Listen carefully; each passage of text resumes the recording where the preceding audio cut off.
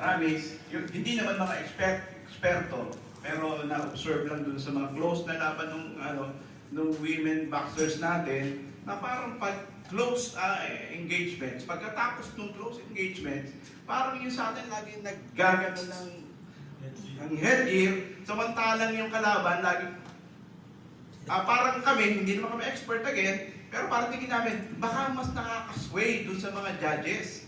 Yung ganun sitwasyon na parang dun sa mga laban nga, ganun naman talaga nangyari.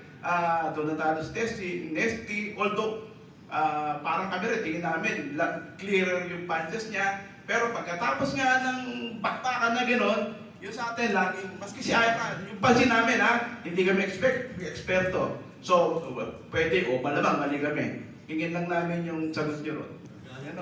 Kalaban.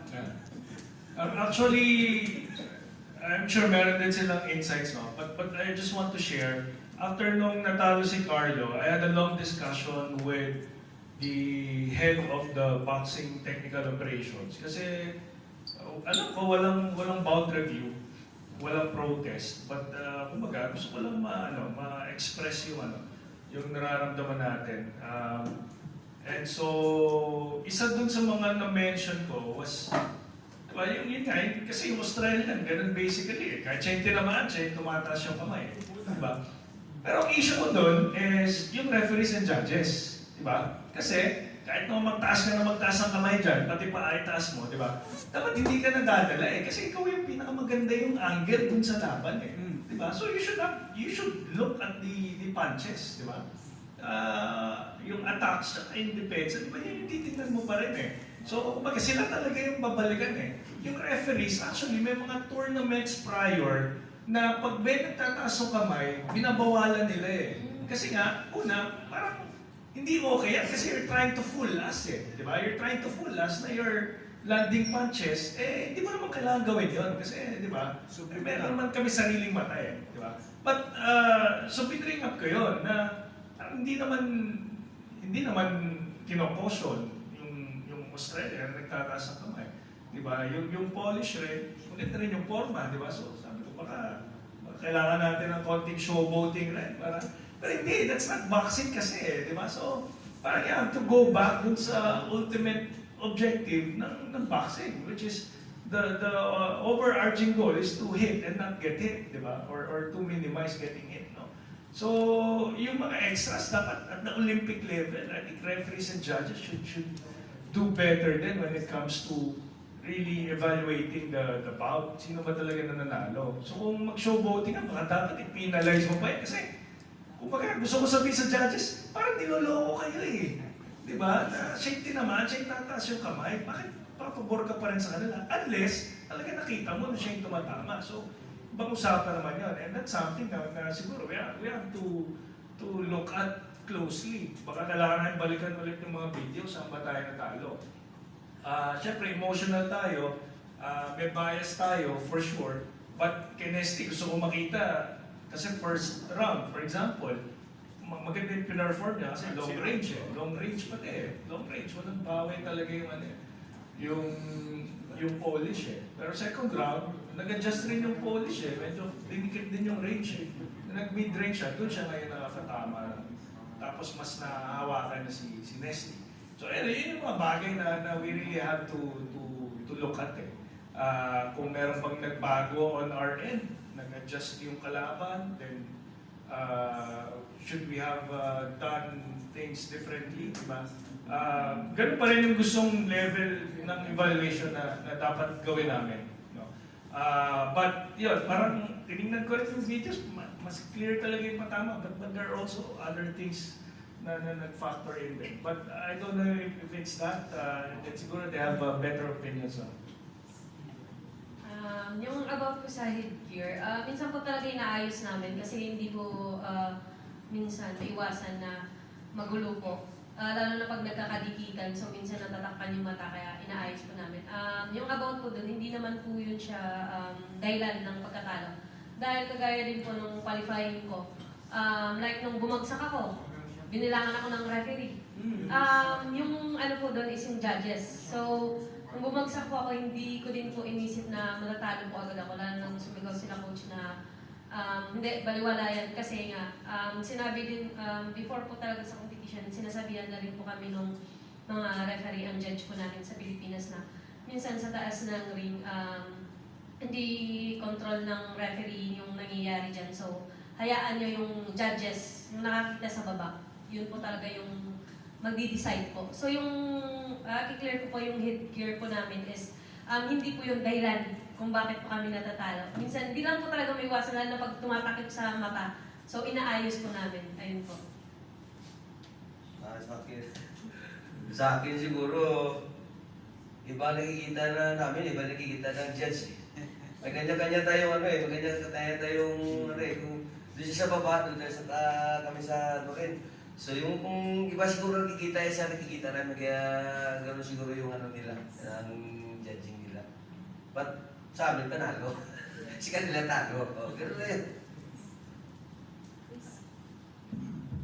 Hello, good morning po coaches, Ira, and then everyone po. Quenzel po from IBC 13. Coaches, clear ko lang po, wala na pong boxing sa LA Olympics. Dito po, wala na pong boxing, no? Sunset naman po. Ayun, sige po. Bali, ano na lang po, since nga po na ano rin po, Mr. Secretary will explain. Yung nabasa ko gabi, ay mag yung Yes. Ay mag yung na-cancel. Anyway, pero wala kami talaga doon sa akin. But yun, yung LA boxing sa LA 2028, as it stands, wala talaga yung boxing pa sa Olympic program. But we're optimistic because ang nire-require lang naman ng IOC is for us to have a new international federation that they will recognize. Sa ngayon kasi, di ba, last year, yung IBA, yung International Boxing Association, winidraw na ng IOC yung recognition nila. So wala kaming IF at this point. No? So kung maalala nyo rin, since Tokyo, IOC na yung nagpatakbo ng qualifying tournaments saka ng mismong Olympics. Sa Paris, ganun ulit. So si IOC, sa LA, ayaw na namin yan, di ba? Pangatlong Olympics na namin ito, na kami pa rin magpapatakbo, di ba? Ibig sabihin, wala kayong IF na merong kakayahan na patakbuhin ito, di ba? Well, una, wala kaming IF na nare-recognize nila. No? Kasi nga, problematic yung yung IBA when it comes to financial transparency, governance, saka yung integrity when it comes to refereeing and judging. No? Ever since yun naman yung problema sa boxing. So as it stands, wala pa. But yung World Boxing, in which member na tayo ng World Boxing, yung ABA, it's gaining a lot of ground, and the target is before the year ends, we have 50 plus members already. Na official, okay, I think may naririnig na tayo ngayon na 50 plus na yung members, but hindi pa official, as in hindi pa na-announce ni World Boxing. Maraming mga pending applications, no? But until it becomes official, hindi pa rin talaga natin masasabi. And then si IOC rin naman, isa lang naman sa mga requirements na yan, yung 50 plus members ng new IF. No? Magiging critical rin kasi next week magkakaroon ng ASBC Congress. ASBC is Asian Boxing Confederation. We will have the extraordinary Congress in Abu Dhabi. I think isa sa mapapag-usapan doon yung pagsali sa World Boxing. So critical yon kasi marami pang Asian countries yung hindi pa member ng World Boxing. Pagka naglipatan yan, I think mas makakonvince natin yung IOC na yes, it's an IF na talagang can represent the sport of boxing at the Olympic level. So, and kami very optimistic kami about it. No? We've been in constant talks with other national federations na very much involved, like USA Boxing, Netherlands, kung saan nandun yung World Boxing President. No? So again, hindi pa official, wala pa kami sa Olympic program for 2028, but maraming nangyayari that will put us in a best position to still be in the Olympics moving forward. And Coach, dagdag ko lang din po, kung sakali lang naman po, Coach, huwag naman po sana, halimbawa po, wala po talagang vaccine, no? Ano po ba magiging epekto po dito sa mga run po natin dito sa Olympics? Sana po nag-iipon po tayo ng medalya po sa atin. Well, una, funding. Yung malaking maapektuhan dyan. Kasi iba yung funding ng Olympic sport sa non-Olympic sport. Obviously, yung mga level ng tournaments, even the training camps that you participate in, syempre kung Olympic sport, ang daming talaga. Ang daming mga training camps and tournaments available. Maraming opportunities rin for our boxers to develop and improve. So yun yung mababawasan. Diba? So yun, ang magiging highest level ng competition namin would be the World Championships na hindi naman multi-sport event. Kung multi-sport event, edi Asian Games na yun. No? So malaking talaga, malaking pagbabago talaga if ever. So yeah, we're hoping na hindi mangyari yun. And I think marami rin national federations worldwide are thinking about that, no? And kaya I think ipupush pa rin talaga for boxing to be in the Olympics. Anyway, isa sa mga sport talaga na simula sa Olympics yung boxing. So, parang mahirap naman yata na ma-dislodge lang siya easily. So, sa akin po, last question na lang din po. Any of the coaches can answer for even Ira.